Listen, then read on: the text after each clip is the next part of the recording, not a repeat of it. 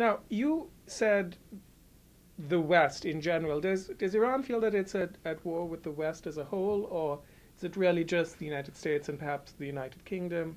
I mean, does most of the European Union or countries as far afield as say Australia, really count? Well, the United States and the UK are obviously the two most, the biggest culprits or the biggest threats to them. Right, the enemy. The enemy, along with Israel, of course. And so there's been conspiracy theories about the British power for a century, and it's still there, even though the U.S. is obviously the dominant power in the world. A lot of people still think that behind the scenes the British are controlling sort a lot of pulling the strings on things. There's people still have the saying that under the mullah's beard you can still see there's a Union Jack there. Right. And so there's still that wariness about England, about the British, and of course the U.S. is still their biggest enemy. When it comes to the nuclear issue, the EU is all on board with that, and the United States basically runs the show in the P5+1 talks. There's no doubt about that. However, when it comes to economics, the European Union is not so united. Germany still is one of Iran's major trading partners, Italy as well. And so in that instance, I think they see the various states of the European Union as discrete actors that they can kind of play off of one another or have bilateral relations with. This brings up the larger question of Iranian foreign policy and the means by which it's formulated. I mean, it's been generally seen as something that's very complex and Byzantine, where you've got competing ministries, competing ideological factions and interest groups, which sometimes compete, sometimes cooperate, and generally a very non-transparent process. How do you, as an open source analyst, make sense of what is going on behind the scenes in terms of the mechanisms and the reasons for policies turning out the way that they do within Iran? Yeah, that's the $1,000,000 question, and I don't really have a definitive answer for that. In open source research that is without access to classified documents, there really is no way to know exactly who is making all the decisions behind the scenes. You just have to infer from different players' actions what could have been the cause behind the scene. And so still we can see the Supreme National Security Council as the main body formulating these foreign policy ideas. It's kind of akin to the National Security Council here in the United States, but the Supreme Leader has obviously the final say. A lot of individuals have official roles within the Supreme National Security Council, and other figures have more kind of shadowy roles within it. But the general assumption is that there's discussion within that group, and then they come to a consensus and then provide the recommendation to the Supreme Leader, who for the most part usually agrees with that recommendation. However, in recent months, we've seen Ahmadinejad trying to gain more power over the foreign policy apparatus and decision making when he, in a very provocative and embarrassing way for the regime itself, sacked Foreign Minister Manouchehr Mottaki while he was outside the country. And from people who are familiar with Iranian politics, it was read as a slap in the face to the Supreme Leader himself, because Mottaki was kind of favored by the Supreme Leader, and he had also gone and complained to the Supreme Leader a number of times about Ahmadinejad's attempts to usurp his role as a foreign minister by appointing various envoys to go and conduct foreign policy and espouse different foreign policy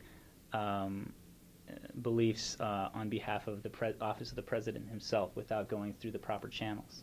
Well, this brings us back to the power struggle between Ahmadinejad and Khamenei's followers. I mean, do you see this uh, this sort of success that Ahmadinejad has had in replacing the supreme leaders, handpicked people with his own, as having some kind of broader impact on Iranian foreign policy and defense policy, or is this really a largely internal power struggle amongst people of basically the same ideological stripe?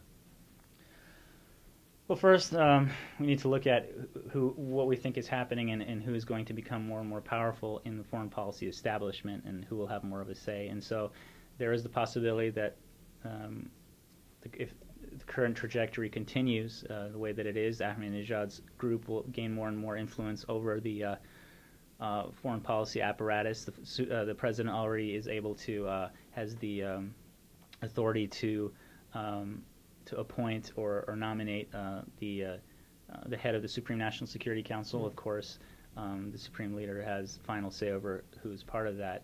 However, the more and more Ahmadinejad allies are put in charge of ministries, the more and more power he will have in the government, and of course, with the backing of the people with the guns, the Revolutionary Guards, it is very likely that he could have a lot more say in foreign policy matters. Now, the second part of that question is how will that impact foreign policy, and that's difficult to say. If certain reports and rumors that we've heard are true, Ahmadinejad himself was actually a lot more in favor of the P5+1, the Vienna nuclear swap deal, than a lot of other regime hardliners. So it doesn't necessarily follow that we're talking about more confrontation if Ahmadinejad's power increases. That's correct. If he, it's a cost-benefit analysis. If he feels that by solving the nuclear issue with the West will bring him him and his faction more political legitimacy, then he could go that route. Or if he feels that, as other hardliners in the past have felt, the more confrontation they have with the West, the more coalesced, the less regime opponents can come to the fore and criticize the government. So in other words, in rallying around the flag. Yes, because of national security imperatives. Has that strategy actually worked out for the conservatives? Has the confrontation with the West on the nuclear issue actually strengthened the hardliners' hands, or has the Iranian public not been willing to give them that kind of support? At this point, it has strengthened them, and again, when we saw Ahmadinejad's faction trying to push in favor of this nuclear swap deal last year, even the reformists came out against it for two reasons. One, because they didn't want Ahmadinejad to get the credit for it. Right. But also, it's a nationalistic issue. They don't want Iran to give up its natural what they see as its inalienable right to enrich uranium. And so the current standoff, although Ahmadinejad did not get exactly what he wanted in that specific nuclear swap deal, it's still the current situation. The tensions with the West is still to the benefit of the hardline and conservative establishment as a whole. I'm going to change tracks here as our interview draws to a close. You were trained in anthropology here at the University of Arizona, and then again at the University of Chicago before taking a new line of business with an MA in international security at Georgetown. Can you speak a little more generally about what you see as the places where academic methods of research and academic discourse on Iran differs from that of open source analysts such as yourself working in the policy, the world of policy and analysis? Well, the research is the same. It's in the policy realm, especially in the intelligence community. They really put a lot of emphasis on analytical rigor and sourcing everything and backing up all statements and assertions with facts. And so I would say that the research methods are exactly the same. It's just that the execution the execution is different. And so the style of writing, the style that it is disseminated is a lot different. And so what I would suggest to academics who are interested in becoming more involved in policy debates is to kind of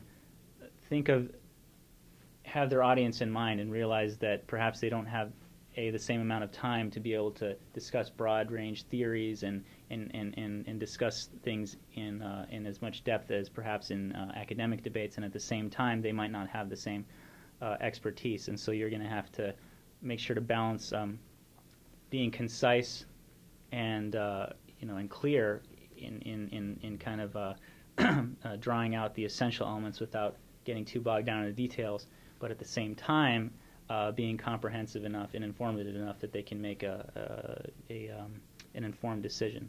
So you're suggesting that the work of academics is a necessary complement to that of analysts in order to inform policymakers? Definitely. I actually think that it should be seen as an obligation by academics that, we have, as a former academic, we have the luxury of being able to research and read and conduct research that we're interested in. I think it should be something that's instilled within academia, that it's an obligation to bring it to the public's attention and out there, and to actually help solve a lot of these issues that are plaguing the Middle East and the world. And I also would like to encourage the SISMEC and a lot of these types of efforts. I think it's very important. Well, this seems like an opportune place to end the interview, because that is, in fact, exactly what SISMEC is attempting to do. Ali, thank you so very much for being with us, and thank you for your time and all of your insights. Thank you very much. Thank you.